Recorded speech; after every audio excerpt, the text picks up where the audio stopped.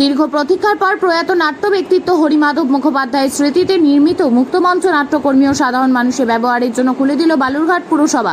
গত বছর তার প্রয়াণের পর দেওয়া প্রতিশ্রুতি অনুযায়ী প্রায় 10 লক্ষ টাকা ব্যয়ে শহরের প্রাণকেন্দ্রে এই মুক্তমঞ্চ নির্মাণ করা হয়েছে। পুরসভার চেয়ারম্যান সুরজিৎ সাহা জানান, পুরসভার আবেদন সাপেক্ষে নাট্যদলগুলি এই মঞ্চ ব্যবহার করতে পারবে। তবে উদ্বোধনের পরই মঞ্চের নকশা, আলোর ব্যবস্থা, কিছু প্রযুক্তিগত বিষয় নিয়ে প্রশ্ন তুলেছেন নাট্য জগতে একাংশ। নাট্য ব্যক্তিত্ব জিষ্ণু নিয়োগীর মতে, নির্মাণের আগে নাট্যকর্মী ও প্রযুক্তিগত বিশেষজ্ঞদের মতামত নেওয়া হলে আরও ভালো হতো। পাশাপাশি মঞ্চের পাশ দিয়ে যানবাহন চলাচলের কারণে শব্দ দূষণের আশঙ্কার কথাও তিনি উল্লেখ করেন।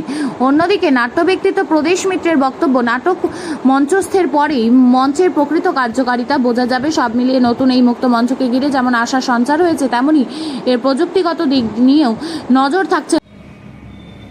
নতুন একটি মুক্তমঞ্চ একটি হচ্ছে যে একটা খুলে দেওয়া হয়েছে। কবে খুলেছে, বিষয়টা কী আছে এবং সেটাকে হচ্ছে আপনার করার ব্যবস্থাটা ঠিক কী আছে, বুক করার ব্যবস্থাটা ঠিক কী করে করবে। বালুরঘাট পৌরসভা 16 জুন 2026 পার্কের সুরেশরঞ্জন পার্কের সামনে যে মুক্তমঞ্চ, হরিমাধব মুখার্জি মুক্তমঞ্চ আমরা তৈরি করেছিলাম, সেটা ওপেনিং করা হয়েছে।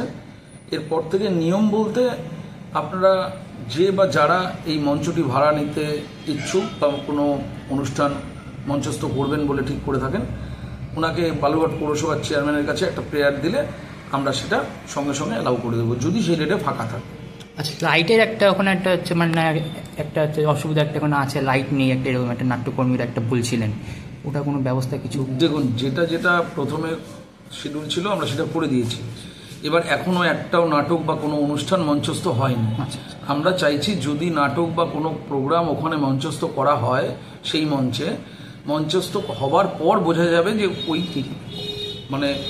জায়গাটিতে কী কী সমস্যা রয়েছে। যদি কোনো সমস্যা থাকে, লাইটের সমস্যা থাকতে পারে বা কোনো আদার্স কিছু সমস্যা থাকতে পারে, তাহলে সেটা আমরা পরবর্তীকালে প্রোভাইড করি। এটার জন্য কি কোনো আর্থিক ব্যাপার থাকবে? হ্যাঁ, অবশ্যই বুকিংয়ের ক্ষেত্রে তো আর্থিক একটা ব্যাপার থাকবেই। পৌরসভার প্রেমিসেস, সেটা আমরা বসে বিওসির মাধ্যমে আমরা সকলে আলোচনা করে ঠিক করব। মিনিমাম একটা পৌরসভার জিনিস, সেখানে ধরুন ফ্রি অফ কস্ট তো হয় না। এবার সেটা আমরা নাটকের দল বা কেউ যদি নিতে চায় আমাদের সঙ্গে আলোচনায় বসলে সেটা অবশ্যই আলোচনার ভিত্তিতে ঠিক করে নেওয়া হবে, অসুবিধার কোনো বিষয় নেই। ঠিক আছে দাদা, বালুরঘাটে মুক্তমঞ্চ তৈরি করা হয়েছে, এটা ঠিক হচ্ছে কীরকম কী হয়েছে এবং হচ্ছে ইতিমধ্যে তো সেটাকে হচ্ছে খুলে দেওয়া হয়েছে। হ্যাঁ, বিশেষ নাট্য ব্যক্তিত্ব হিসেবে কি ব্যাখ্যা কি করবেন, কেমন জিনিসটা? ঘটনা হচ্ছে, বহুদিন ধরে আমি নাটক থেকে আপাতত সরে আছি।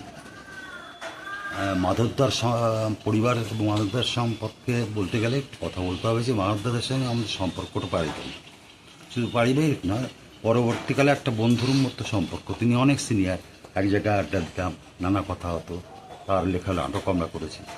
এই যে 60-65 বছর ধরে তিনি নাটক করেছেন, বালুরঘাটের গৌরব, রাজ্যের গৌরব হয়েছে, একদিনের বিষয় না।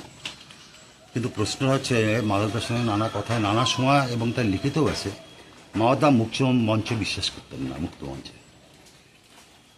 মাধবদা এই নিয়ে নানা রকম বিতর্ক হতো, কিন্তু আমি এখন এটা নেগেটিভ বলবো না, কারণ যারা কাজটা করেছে তারা শ্রদ্ধার জন্যই করেছে, শ্রদ্ধা জানানোর জন্য।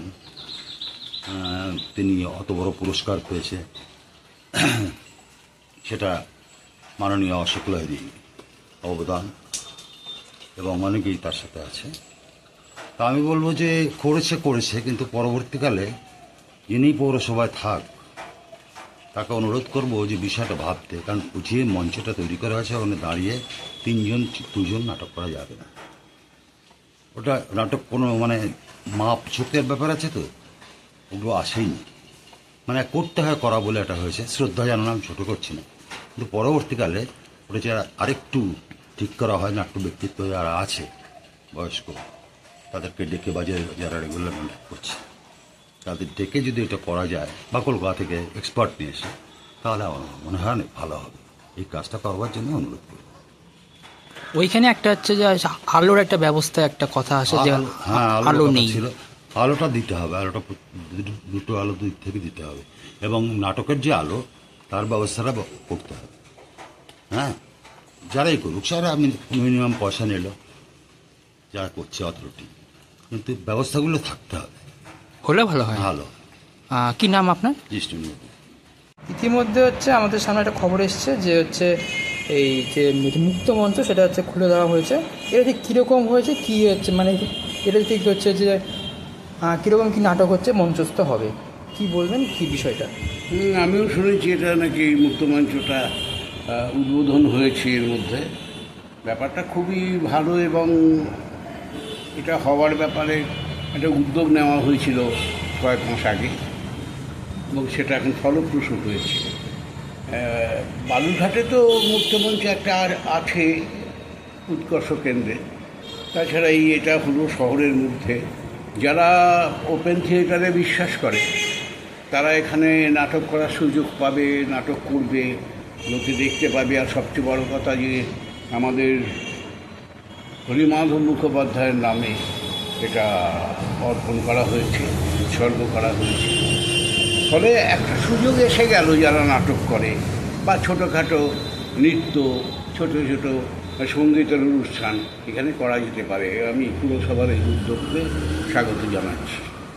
তো এতে কোনো হচ্ছে যে আপনার হচ্ছে মানে একটা হচ্ছে অভিযোগ এসছে যে কোনো হচ্ছে ওই আলোর কোনো ব্যবস্থা নেই এবং হচ্ছে সাউন্ডের ব্যবস্থা। ধীরে ধীরে আমার কথা হচ্ছে যখন একটা প্রযোজনা হবে বা একটা অনুষ্ঠান হবে তখনই কিন্তু অসুবিধাগুলো বোঝা যাবে, কী কী লাগবে। আর এবং পুরসভা সেই উদ্যোগ নেবে যাতে যেগুলো ত্রুটি আছে সেগুলো ঠিক করে দিতে পারে। তুমি তো বোঝা যায় না, মুক্তমঞ্চে মোটামুটি একটা প্ল্যান করে করা হয়, তারপরে অনুষ্ঠান করতে করতে বোঝা যায় কোথায় ত্রুটি আছে, কী কী ঠিক করতে হবে। পুরসভা নিশ্চয়ই সেটা করবে। ঠিক মানে কীরকম নাটক এখানে হচ্ছে হয়, মানে মুক্ত মঞ্চে কীরকম মঞ্চে সাধারণত যারা অঙ্গন নাটক করে, পথনাটক করে, যারা এসবে বিশ্বাসী তারা খুব সুন্দরভাবে করতে পারবে এবং আমার তো মনে হয় এটা ব্যবহার করা উচিত। ব্যবহার করা উচিত, ভালো হচ্ছে তার এক কথায় বলতে। হ্যাঁ, খুব ভালো হয়েছে। কী নাম আপনার, কী নাম? আমার নাম প্রদোষ মিত্র।